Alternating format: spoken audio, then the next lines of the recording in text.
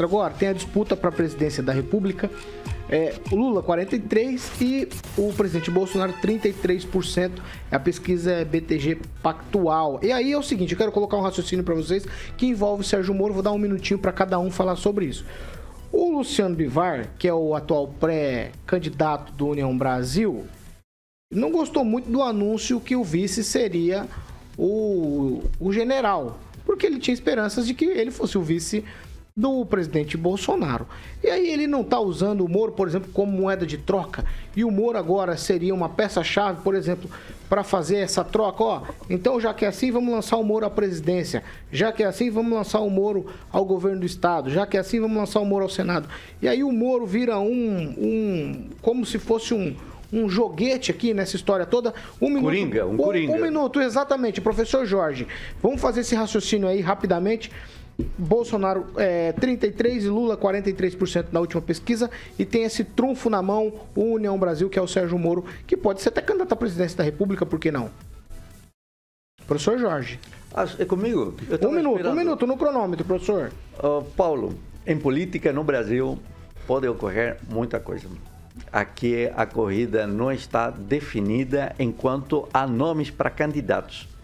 Mas voltando à entrevista aí do Sérgio, da sexta-feira, ele deixou claro que a polarização é tão alta, tão forte, que não há espaço para mais ninguém. A própria Tereza Cristina, aí cotada para ser vice do Bolsonaro, com uma forte lobby do Centrão, não terminou vingando. E aí, claro, o Braga Neto ficou com o lugar. É uma coisa estranha, né? Porque estar rodeado de militares é como se Bolsonaro buscasse uma garantia para algo que a gente não sabe o que vai ocorrer. Militares aposentados, né? Não, mas é a mesma coisa, porque o Braga Neto tem uma excelente relação com o pessoal da ativa, e é justamente esse o vínculo, né, que o Bolsonaro busca manter de forma permanente. É como se buscasse uma proteção pelas Forças Armadas na sua gestão, no seu governo. E aí, conclui, professor. O Bolsonaro continua perdendo, porque o trabalho de um presidente é um trabalho político.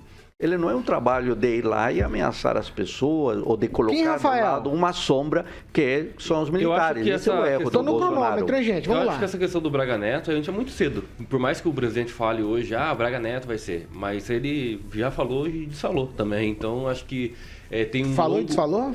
Falou, falado tá. Em algumas questões ele falou e desfalou. Então, acho que é muito longo ainda o caminho para ser decidido, e como eu digo, eu reitero aqui a minha preferência, se fosse, né? A Tereza Cristina com certeza seria o melhor nome para ser vice.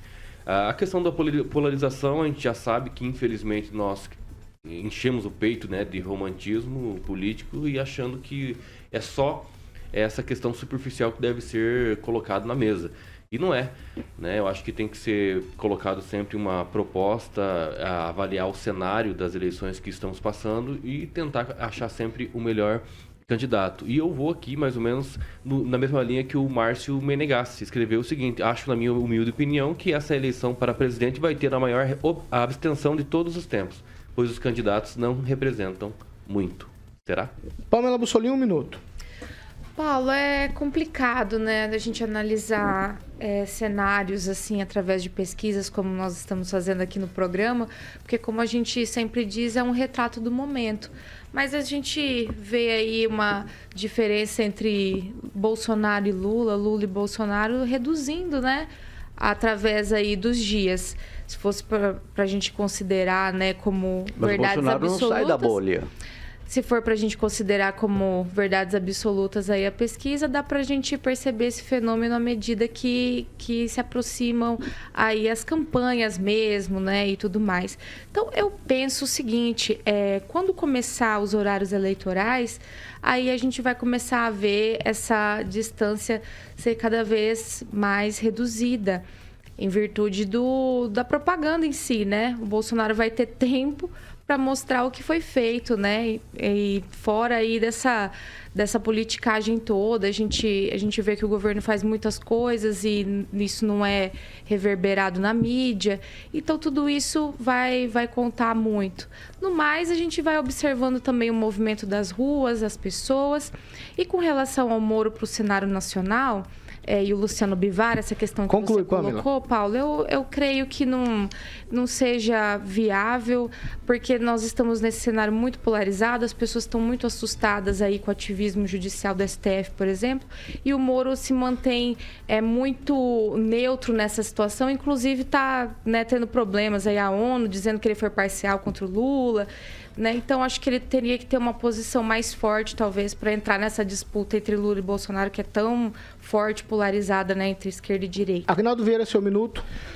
Olha, me espanta o posicionamento de alguns aqui na bancada já acreditando nas pesquisas. Eu continuo não acreditando em pesquisas, ainda mais com o Lula na frente. O camarada não pode sair nas ruas.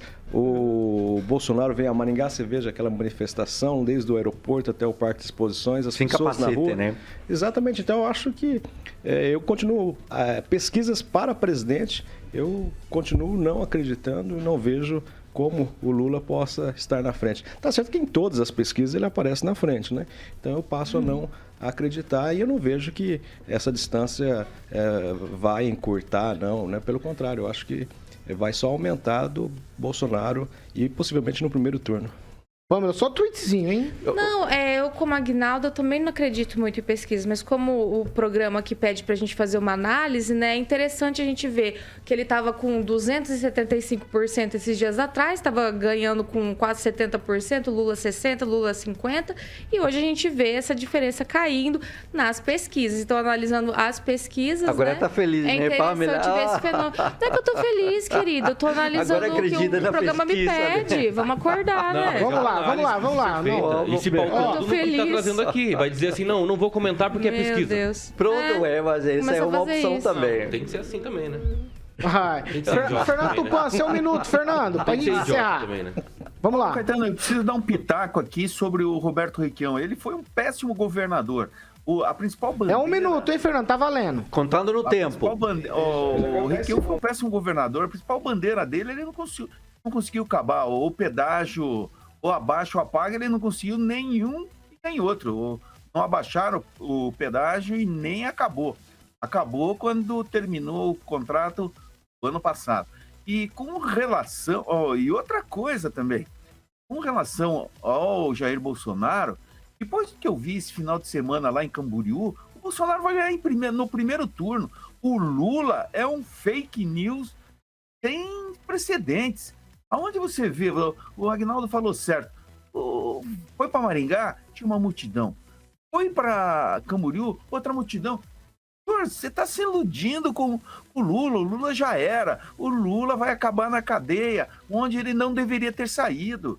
E deveria estar no lado desse ministro aí que você tão criticou aí, que está tendo um monte de coisa. Errou, pecou, caiu na malha fina, cadeia. Chega dessa história, a ONU falando que o Moro foi imparcial. O Moro foi parcial. O Moro julgou como deveria ser feito o Lula. O Lula não deveria ter jamais recebido o perdão que o STF deu para ele.